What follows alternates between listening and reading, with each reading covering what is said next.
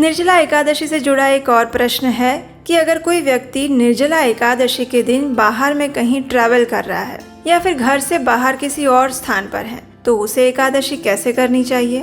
तो देखिए, अच्छा तो यही होता है कि आप निर्जला एकादशी के दिन बाहर का कोई भी काम ना रखें।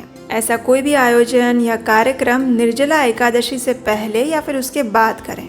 उस दिन घर में ही रहें, संभव है तो ऑफिस या काम से छुट्टी ले सकते हैं। पूरा ध्यान अपनी भक्ति, साधना और एकादशी व्रत पालन के ऊपर केंद्रित करें। लेकिन कई बार ये संभव नहीं हो पाता है।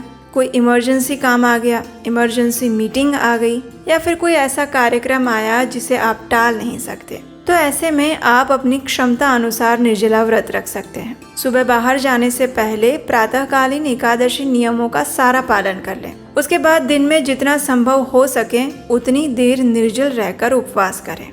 जब आपको ये लगे कि अब नहीं हो पाएगा तो फिर आप जल के साथ ये व्रत रख सकते हैं। और अगर आप ऑफिस के काम से कहीं बाहर जा रहे हैं या फिर आपको ऑफिस से छुट्टी नहीं मिल रही है या फिर स्कूल में कोई एग्जाम है या कॉलेज में कोई वर्कशॉप है जहाँ पर जाना आपके लिए जरूरी है, तो प्रयास करें कि दूसरों से बातचीत कम करें।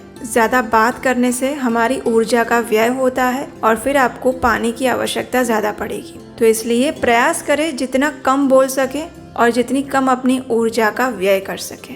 अधिक से अधिक समय तक बिना जल के रहने का प्रयास करें और जब ऐसा लगे कि अब बिल्कुल भी नहीं रहा जाएगा तो फिर सिर्फ जल लेकर उपवास करें।